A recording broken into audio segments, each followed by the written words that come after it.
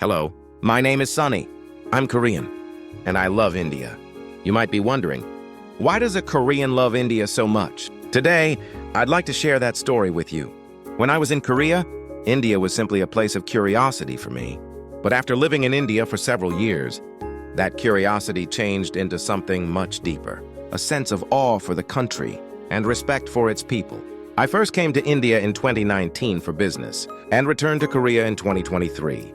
I spent 2 years in Bengaluru and 2 years in Gurgaon. On the very first day I arrived at Bengaluru Airport, I was honestly surprised. The airport was clean, modern, and impressive. The customs officers in uniform looked intimidating, but at the same time, they carried a strong sense of discipline. Suddenly, one customs officer called me over and pointed at the plastic bag I was holding. Inside were a few cartons of cigarettes I had bought as gifts at a duty-free shop in Korea. In Korea, I had been told that bringing a limited amount into India was allowed, but the customs officer at Bengaluru Airport showed me the printed regulations and explained that only the permitted amount was allowed. From that first experience, I realized something important. India may look very free on the outside, but inside, order and rules are deeply rooted. Then came 2020. The year COVID spread across the world, we were all truly afraid. One day, I developed a fever, a sore throat, and a persistent cough. I got tested, and it came back positive. I was terrified. I was in a foreign country, and I didn't even know how to go to a hospital. Then suddenly, I received a phone call. It was from a local health center in India. They told me that they would visit COVID patients at home, provide medical care, and give medicine. I couldn't believe it. In Korea, when you get sick, you usually have to go to the hospital yourself. But the next day, a doctor and a nurse actually came to my home. They checked my condition, gave me medicine, and provided several healthcare supplies. I was deeply moved. At that moment, I felt that India's public healthcare system was highly developed and truly caring. There are many reasons why I came to like India and my Indian friends. But to be honest, there is a reason even bigger than these personal experiences. I strongly believe that India will become one of the central powers of the world. Quietly, but clearly and steadily, India's strength is growing. And today, the world is looking at India again. Let me ask you something. These days, which country appears most often in global news? The United States? China? No. India? Global media say the winner of the late 21st century may not be the U.S. or China. India is quietly changing the game. It's interesting, isn't it? There is no war, no loud declarations. Yet at this very moment, global companies and capital are moving toward India. Let's look at the numbers. India is already the world's 5th largest economy, having surpassed the UK in GDP. While many developed countries are struggling to grow at 1–2%, India continues to maintain a stable 6–7% annual growth rate. At this pace, the idea that India will come after the U.S. and China is no longer just a prediction. It's becoming a matter of time. This is not wishful thinking. Global investment banks, the IMF, and the World Bank are all pointing in the same direction.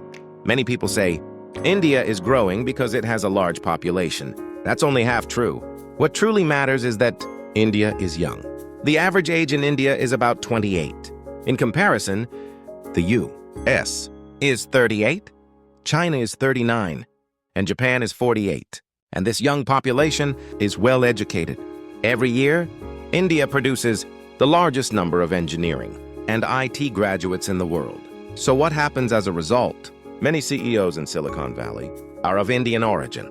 Indian engineers play key roles in the core development teams of global IT companies. India has one of the strongest talent pools in AI, data, and semiconductor design. India is no longer just a labor-based country. It has already moved toward being a knowledge-based nation. In the past, Made in India was often associated with cheap products and outsourcing.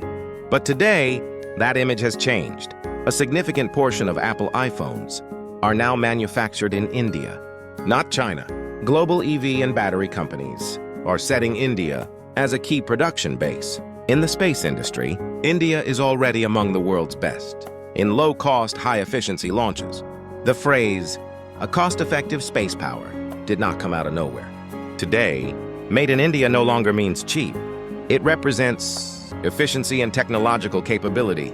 These days, global companies share one key strategy: China plus one. Relying only on China is considered risky, so they need an alternative. And for most companies, that plus one is India. Why? A massive domestic market, a democratic system with legal stability, an English-speaking environment, strong technical talent, and a business culture aligned with global standards. Very few countries offer all of these together. India does. Today, India has the third largest number of unicorn startups in the world after the U.S.